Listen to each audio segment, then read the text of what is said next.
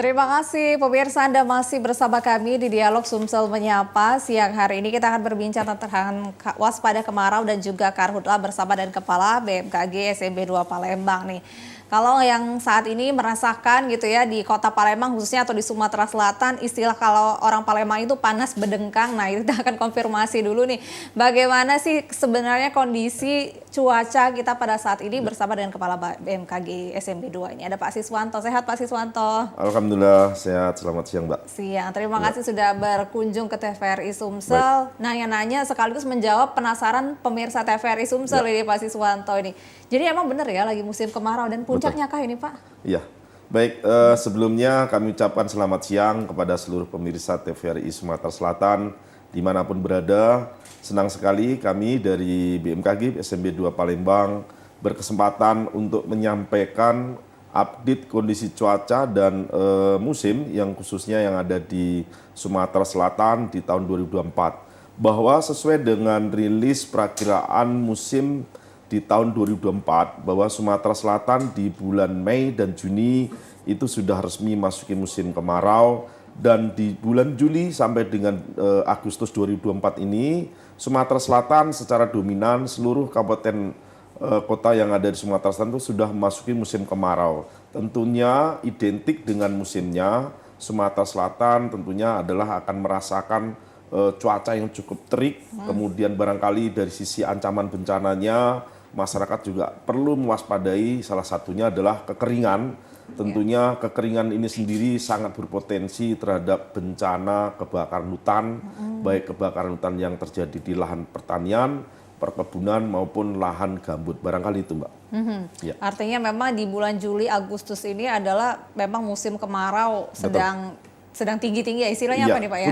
Puncaknya ya. Puncak musim kemarau. Ya. Sampai akhir Agustus. Tapi Pak, beberapa hari ini kalau di Kota Palembang nggak tahu ya, di beberapa kabupaten yang lain juga ya, ada hujan tipis-tipis itu Pak, itu gimana Pak? Iya benar Mbak, jadi memang masyarakat perlu kita berikan literasi atau sosialisasi ya, bahwa musim kemarau yang khususnya di Sumatera Selatan bukan berarti bahwa di kabupaten kotanya tidak berarti sama sekali tidak ada hujan.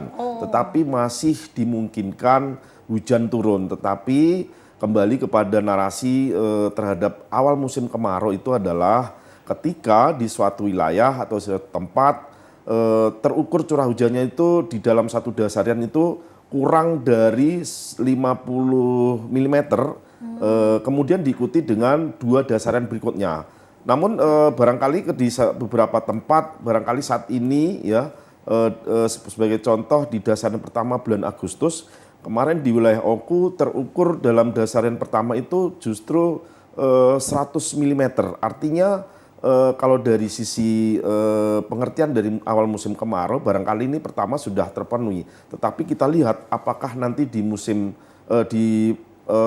periode dasarian kedua dan ketiganya di Agustus, apakah juga akan terukur curah hujannya melebihi 50 mili. Nah, kalau memang melebihi 50 mili juga berarti di sini dikatakan daerah tersebut memasuki musim penghujan. Tetapi kami meyakini karena saat ini kita prediksi bahwa di musim kemarau ini di Sumatera Selatan ya, Juli Agustus ini adalah puncaknya. Kami meyakini hujan yang turun di Sumatera Selatan itu barangkali adalah beberapa kondisi yang dalam artian ini hujan yang terjadi barangkali memang secara gangguannya itu terjadi di daerah tersebut, sehingga memang di beberapa wilayah khususnya Sumatera Selatan yang berada di dataran tinggi ya, itu masih peluang hujannya itu masih cukup tinggi ya, meskipun dari sisi intensitas tetap masih antara bawah normal sampai dengan normal bila dibandingkan dengan normal di musim kemarau tentunya. Barangkali itu Mbak.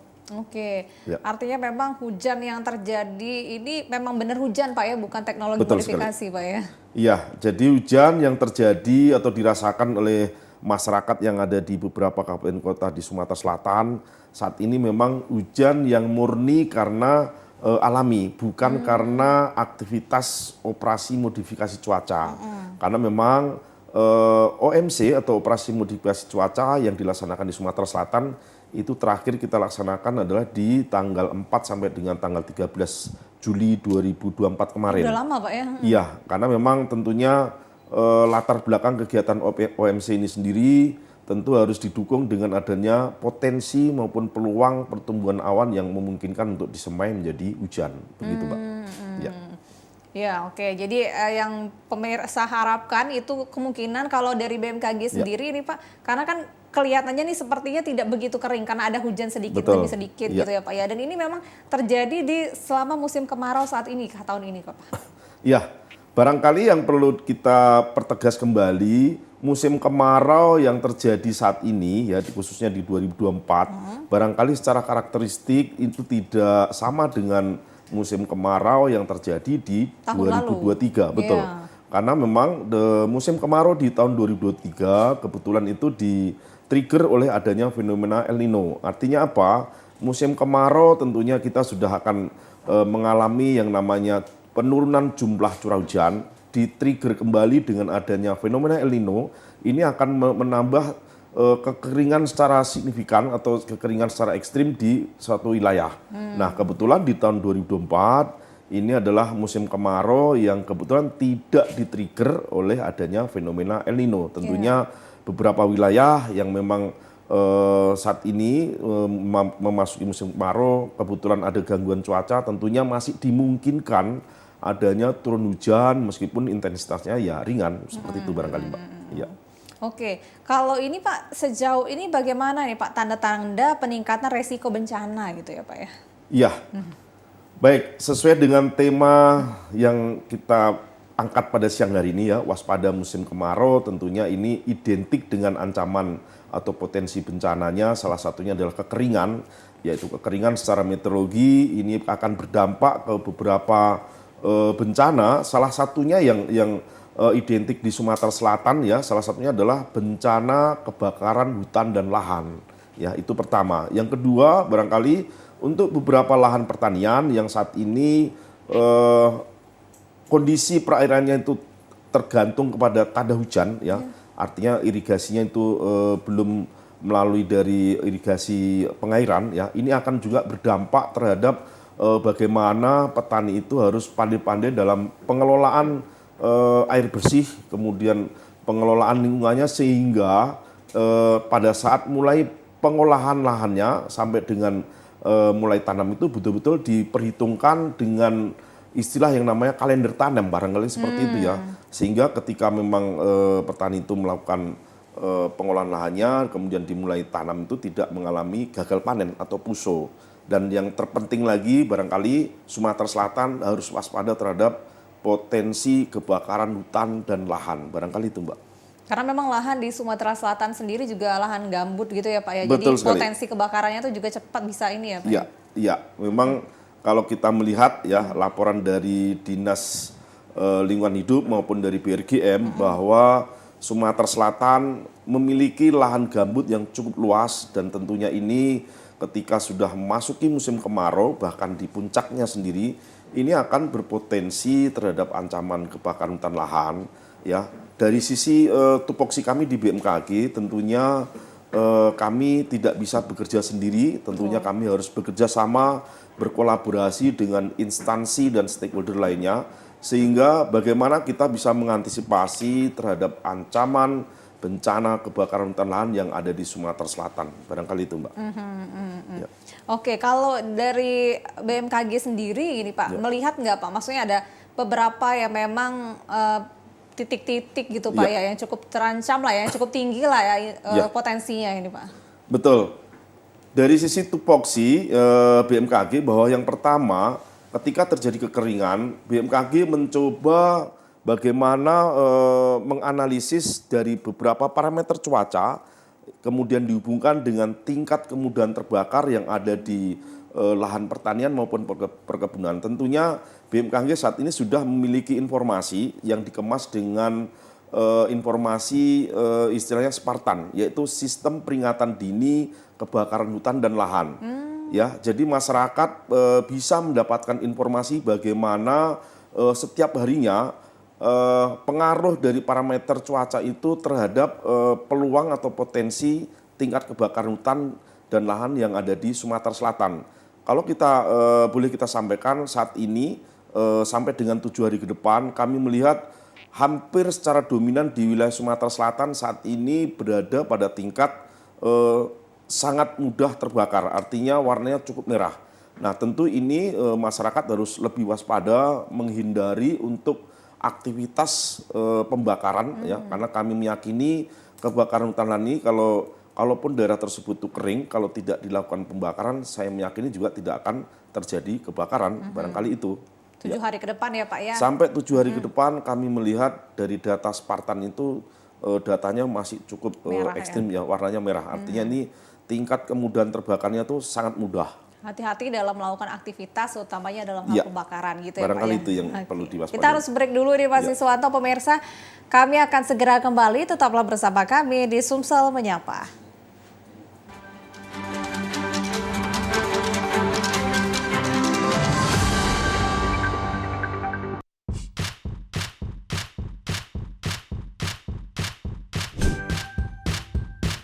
Keluarga Indonesia, sudah saatnya kita cerdas memilih tontonan yang tepat untuk anak. Karena tontonan yang ramah anak sangat penting untuk membentuk karakter dan tumbuh kembang anak. TVRI menghadirkan program-program tayangan yang edukatif dan aman untuk buah hati kita. Ayo ke museum. Buah hatiku sayang. Sayang. Mari Kami, anak-anak desa, hidup dari lontar. Seru-seru kan acaranya? Seru banget! Teman-teman jangan lupa nonton TVRI ya. Dan pastinya ramah untuk anak.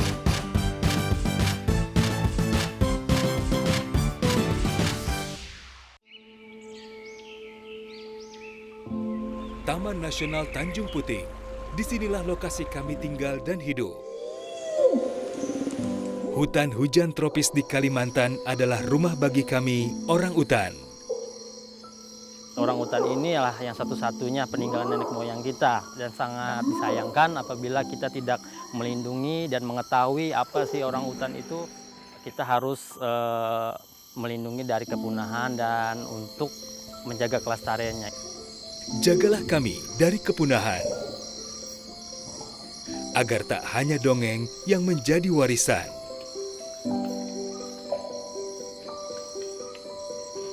Kami juga memiliki hak hidup yang sama, seperti kalian, manusia. Pelihara hutan, selamatkan orang utan dari ancaman kepunahan.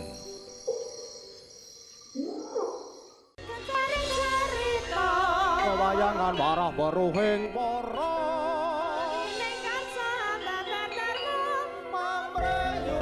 Salah satu keanekaragaman budaya Jawa yang masih favorit hingga saat ini adalah wayang.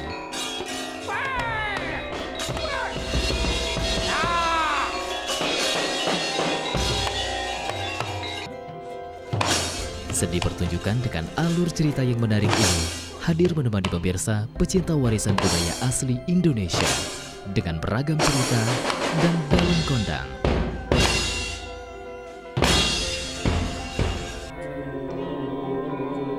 Wayang setiap Sabtu pukul 22 waktu Indonesia bagian Barat. Hanya di TVRI Sumatera Selatan, media pemersatu bangsa.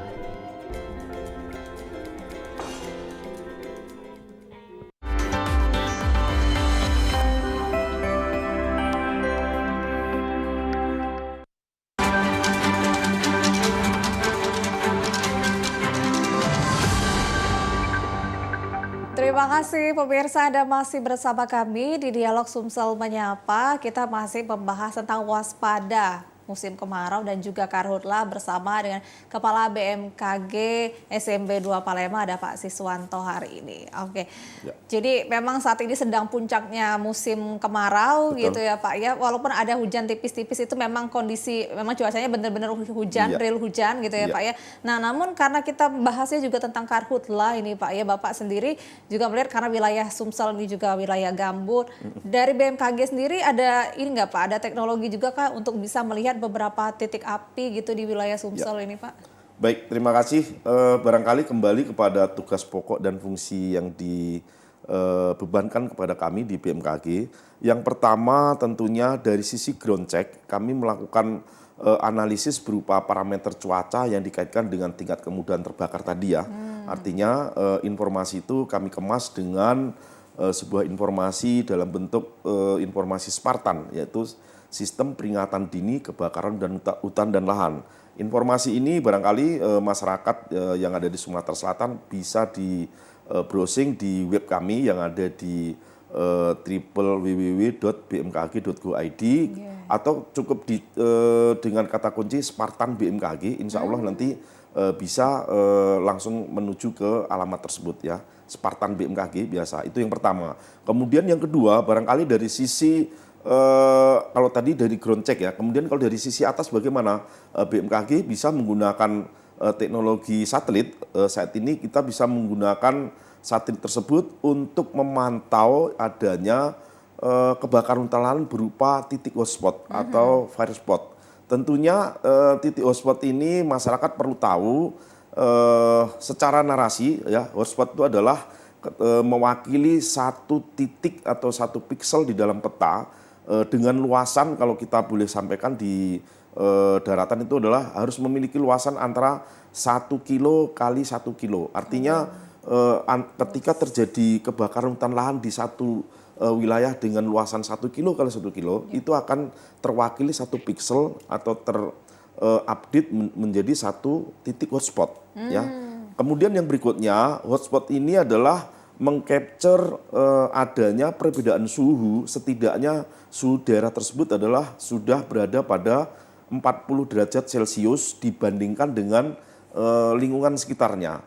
Pertanyaannya, bagaimana ketika ada terekam atau tercapture adanya suhu di atas 40 derajat yang berada di atap seng kawasan industri yang barangkali luasannya bisa mencapai antara 1 kilo kali 1 kilo. Tentunya daerah tersebut biasanya sudah akan dilakukan sebuah evaluasi bahwa di daerah tersebut kalau memang terpantau adanya titik hotspot ya, tentunya kita lihat juga tingkat kepercayaannya itu ada yang tingkat rendah, sedang sampai dengan tinggi. Tentunya itu yang harus perlu diwaspadai. Nah, sesuai dengan pantauan dari hotspot ya, saat ini kita melihat 1 hari terakhir kemarin itu di Sumatera Selatan itu sekitar ada 39 fire spot tentunya atau titik hotspot. Tentunya ini tersebar di beberapa kabupaten kota.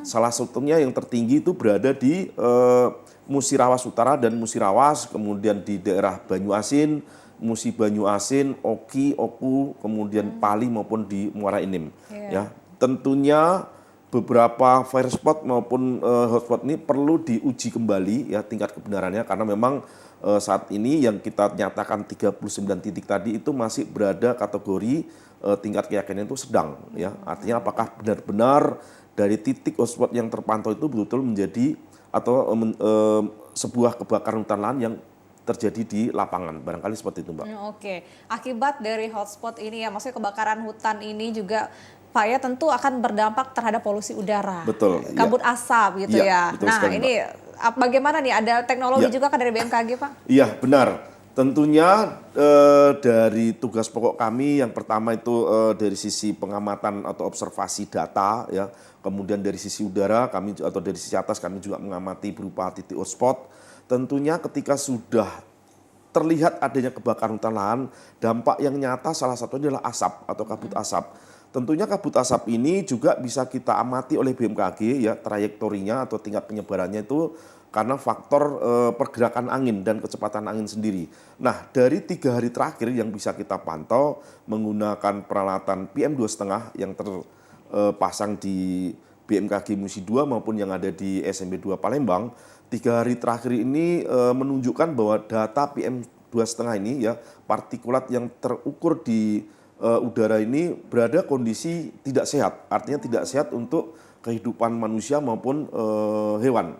Ya, setidaknya 3 hari terakhir ini menunjukkan adanya peningkatan. Nah, ini kami meyakini ada aktivitas kebakaran hutan yang berada di sisi sebelah timur dan tenggara Palembang yang barangkali mungkin bisa di daerah OI, kemudian di daerah Oki yang memang terdorong oleh pergerakan angin yang saat ini secara dominan itu berada dari arah timuran maupun tenggara, sehingga memang aktivitas kebakaran itu yang membawa kabut asap terdorong masuk ke wilayah Palembang. Barangkali seperti itu, Mbak. Oke, jadi memang kualitas udara dalam 3 hari terakhir ini juga termasuk tidak sehat gitu ya Pak ya. Kebetulan itu yang kita Alangkah pantau baiknya dari, ya untuk bisa menggunakan masker mungkin untuk menjaga Betul. kesehatan juga gitu ya Pak Iya. ya. Apakah akan ada potensi hujan buatan ini Pak? Iya, tentu salah satu upaya yang kita lakukan untuk melakukan mitigasi atau pengurangan dari dampak kebakaran hutan lahan, salah satunya adalah dengan operasi modifikasi cuaca. Tetapi lagi-lagi harus kita sampaikan, operasi modifikasi cuaca semata-mata tidak bisa kita laksanakan kapanpun, tetapi perlu dipertimbangkan, perlu kita lihat lagi bagaimana latar belakang kondisi dinamika atmosfer, apakah memang di Sumatera Selatan atau di daerah tersebut masih dimungkinkan awan-awan yang memang bisa disemai menjadi hujan. Nah, seperti yang kita sampaikan di awal, kebetulan karena musim kemarau yang ada di Sumatera Selatan di bulan Juli sampai dengan Agustus ini adalah sedang masih puncak musim kemaraunya. Tentunya kami meyakini OMC yang akan dilaksanakan ini sangat kecil kemungkinannya. Nah, barangkali yang bisa kita lakukan saat ini ya, kita masih bisa melihat di Lanut Sri Mulyo Lambang, upaya yang dilakukan untuk pencegahan kebakaran hutan lahan salah satunya adalah dengan waterbombing, ya, artinya upaya menyiram air dengan menggunakan heli, ya, yang diangkat menggunakan alatnya itu kemudian ditumpahkan di beberapa tempat yang barangkali terjadi kebakaran hutan. Tetapi mungkin dari sisi efektivitasnya memang kita meyakini lebih efektif kalau kita melakukan dengan upaya operasi modifikasi cuaca. Ya. Tetapi lagi-lagi OMC baru bisa dilaksanakan ketika memang kondisi dinamika atmosfernya itu masih dimungkinkan terhadap adanya pertumbuhan awan-awan hujan tadi. Begitu, Mbak. Oke, baik. Pak, mungkin bisa himbauan kepada pemirsa TVRI Sumatera Selatan, Pak Siswanto. Ya, terakhir barangkali yang bisa kami himbau atau kita sampaikan kepada seluruh masyarakat yang ada di Sumatera Selatan. Barangkali yang pertama, saat ini kita di bulan Juli sampai dengan bulan Agustus, Sumatera Selatan sedang memasuki puncak musim kemarau. Setidaknya masih ada 2 dasarian kita menuju ke akhir bulan Agustus 2024. Masyarakat kami himbau untuk terus waspada, meningkatkan kewaspadaannya, kehati-hatiannya untuk menjaga lingkungan, menjaga kondisi air bersih sehingga kita terhindar dari bencana atau dampak kebakaran hutan lahan, termasuk untuk beberapa wilayah yang saat ini pertaniannya sedang melakukan pengolahan lahan yang tak ada hujan, tentunya harus baik-baik dalam pengelolaan air bersih sehingga kita terhindar dari gagal panen. Barangkali itu, Mbak. Oke, baik. Terima kasih Pak Siswanto sudah berbagi informasi. Terima kasih. Mudah-mudahan juga pemirsa kalau misalnya akan beraktivitas atau apa boleh sekali untuk mengecek websitenya BMKG atau Betul. media sosialnya BMKG gitu ya, untuk bisa tahu Pak bahwa hari ini cuacanya seperti apa dan untuk mengantisipasi terjadinya bencana-bencana lainnya. Betul. Gitu ya Pak ya. Terima kasih banyak Pak sudah berkenan pemirsa. Inilah perbincangan kami di Sumsel Menyapa siang hari ini. Mudah-mudahan apa yang kita perbincangkan siang hari ini bermanfaat bagi kita semua. Mewakili kerabat kerja yang bertugas, saya Nada Nasyaya pamit. Terima kasih. Wassalamualaikum warahmatullahi wabarakatuh. Sampai jumpa.